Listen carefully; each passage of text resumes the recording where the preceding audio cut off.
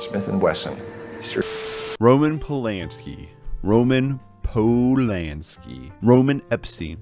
I want to start with this review by saying I'm not getting into the whole backstory of Roman Polanski or the whole topic about separating art from the artist, because we're just here to talk about Chinatown. Polanski is a director that's had a lot of acclaimed movies throughout his career, and honestly, there's only really been 3 of his that's piqued my interest. Rosemary's Baby, that I personally loved, I think The Pianist looks great, and now Chinatown.